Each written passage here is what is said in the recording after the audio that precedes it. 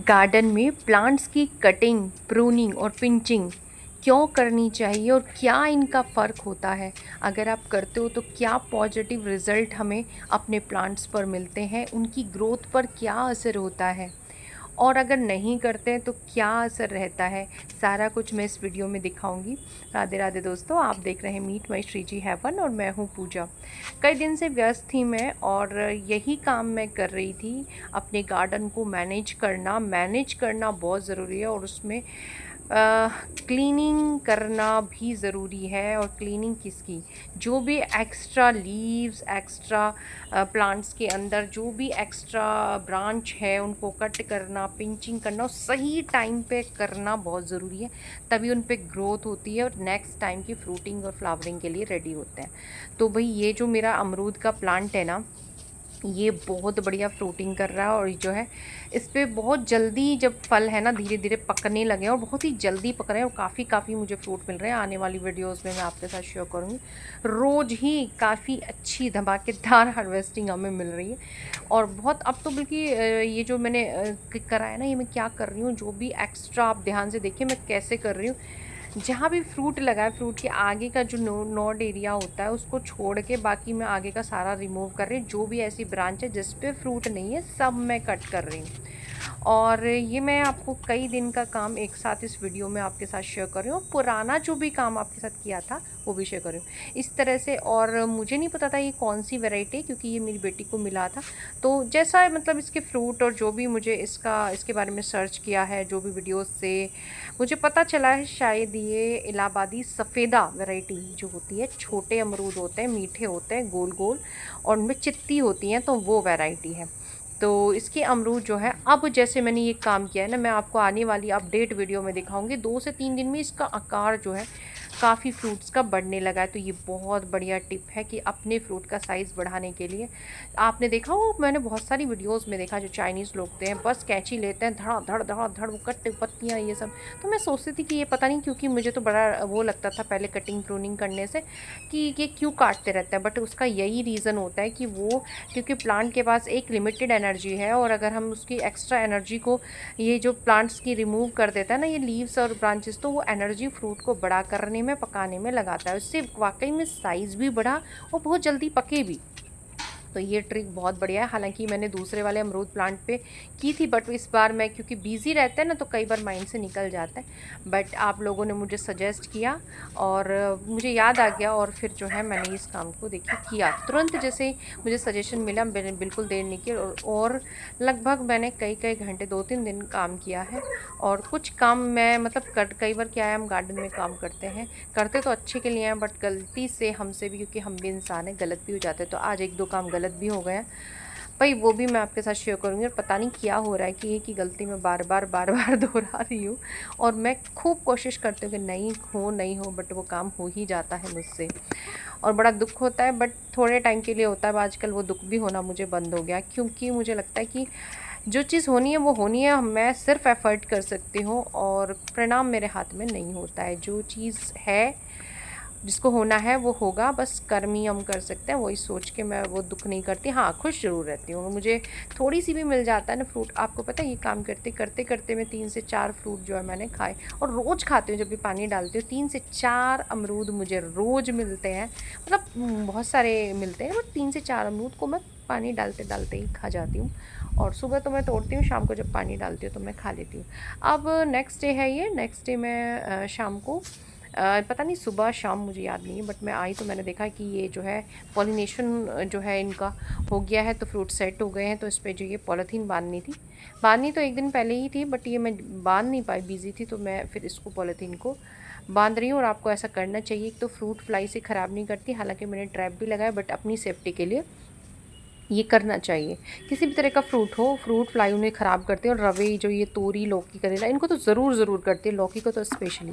तो भाई वो एक लगा है काफ़ी ऊंचे, मेरा हाथ नहीं गया था, तो मैं बाल्टी उठा कर लाई और उसके ऊपर चढ़ के मैं इसको लगा रही हूँ। आप जो है कोई कॉटन का कपड़ा वगैरह इस तरह वो भी बांध सकते हो। पर पॉलीथीन क्या होता है, स्ट्रेचेबल होती है, साइज़ इसमें बढ़ता रहता है। कुछ भी लगा सकते हो ऐसा जो इसमें मक्खी जो है इस पर अटैक ना करे और जो है थोड़ा एयर जो है पास होती रहे, बहुत ज़्यादा टाइट नहीं बांधना होता है।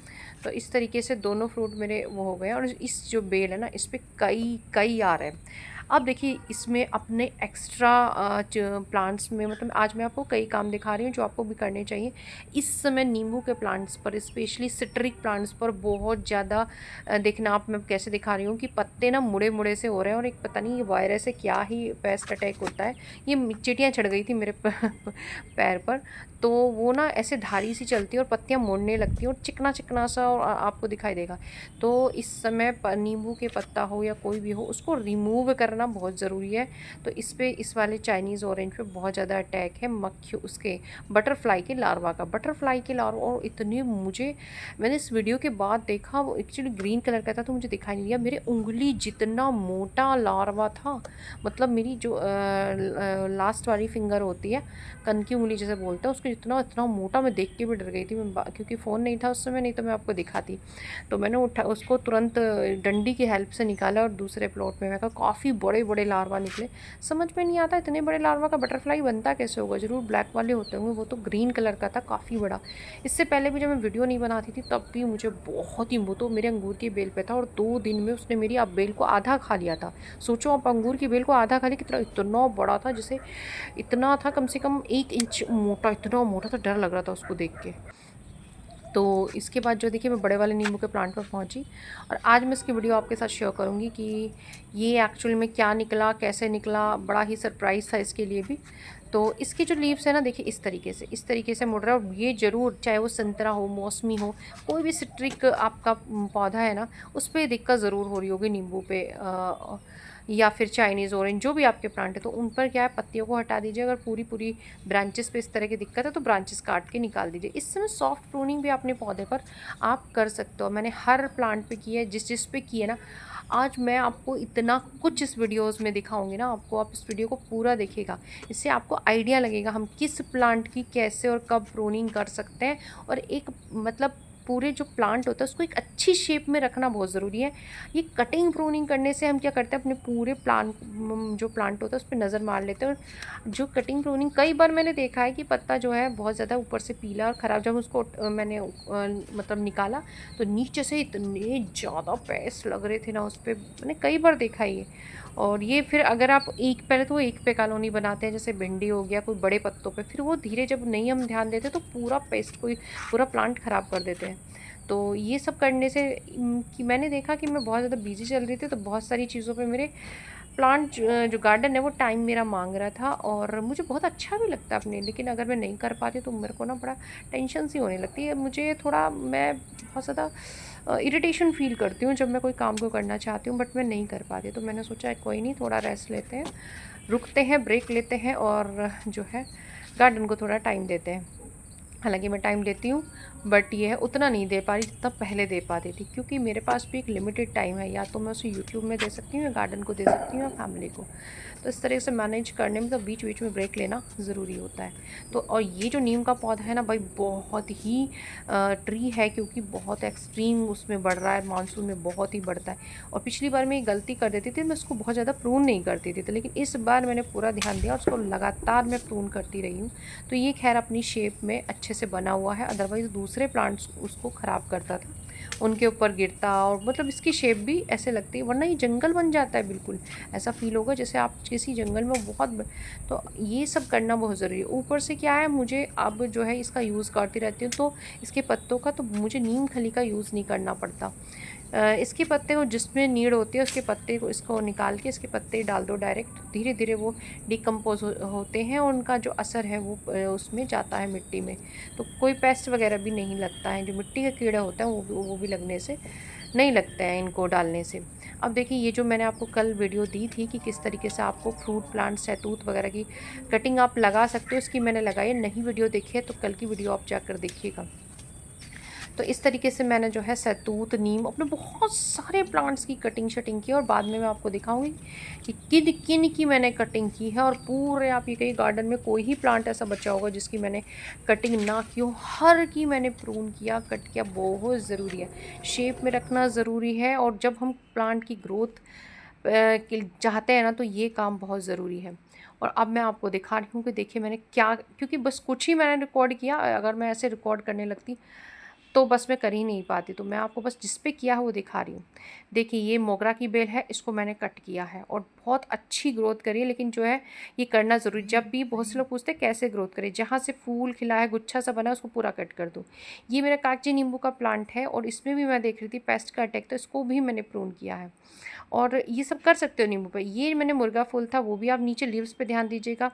जो ये मुझे अपना रास्ता साफ़ करना था, ये जो भी मेरे इस रास्ते में आ रहा था मेरे, मैंने चाहे वो अपराजिता हो, और यहाँ पे एक लौकी की बेल भी लगी थी जो बिल्कुल लास्ट में बहुत अच्छी ग्रोथ भी कर रही थी, बट नीचे से एक दो ब्रांचेस में सड़न हो रही थी, उसके स्टेम में ख़राब हो रही थी। तो वो लौकी की बेल जो है मैंने निकाली, क्योंकि कुछ बच्चे आए थे, वो बोलने लगे आंटी आपकी इसमें सूख रहे हैं पड़ोस के।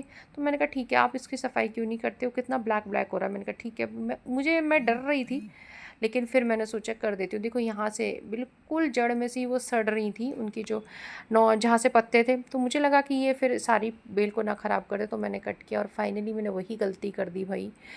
अभी मैंने आपको दिखाया था कि ये लौकी सेट हो गया, मैंने इनमें से इनको बांधा भी था एक दिन पहले, लेकिन मैंने जब उसको कट किया तो भई जब मैं इसको बांधने के बाद कट करने लगी, तो वही ब्रांचेस को मैं, हालांकि मैंने बहुत अच्छे से देखा ऊपर की, तो मैं काफ़ी टाइम लगा के मैंने देखा, और मैंने काफ़ी सड़ रही थी ये, मतलब काफ़ी ज़्यादा इनमें सड़न हो रही थी। तो मुझे लगा वैसे भी ये सड़ जाएगी और ऊपर से इसकी ग्रोथ रुक जाएगी, जब इनमें सड़न हो जाएगी तो ऊपर इनका एनर्जी नहीं जा पाएगी, वैसे भी ख़राब हो जाएगी। तो मैंने सोचा इसको कट करके ही निकाल देती हूँ, जो एक ब्रांच पर वो वही ब्रांचेस कटी जिन पर लौकी लगे थे।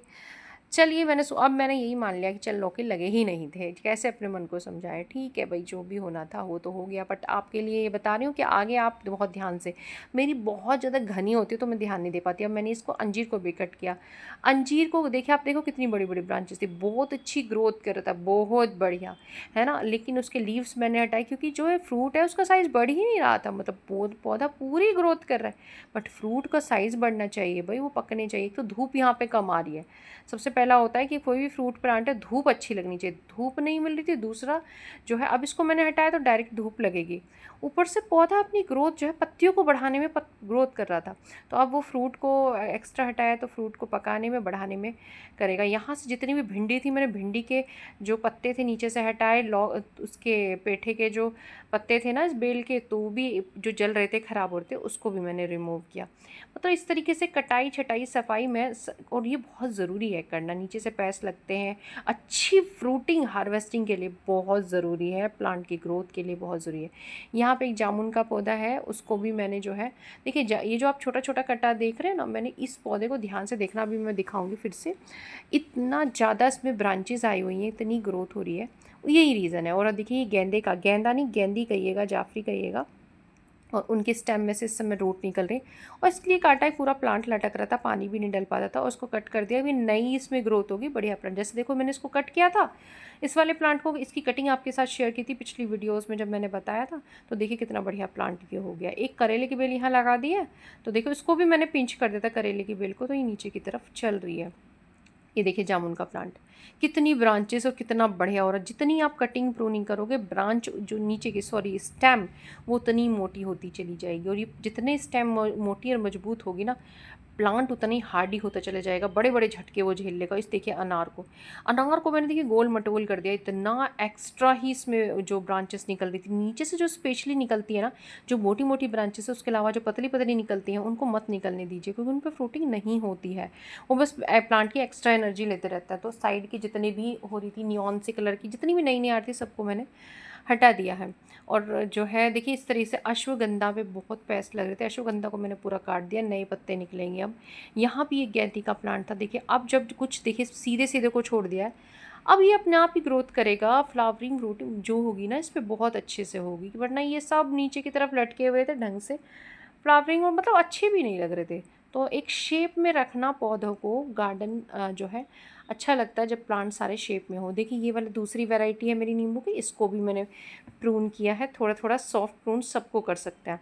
गुड़हल को भी किया है, इसके कुछ ब्रांचेस में पता नहीं क्या कीड़ा लग रहा था, ऊपर की तरफ से घुस रहे थे तो वो निकाला।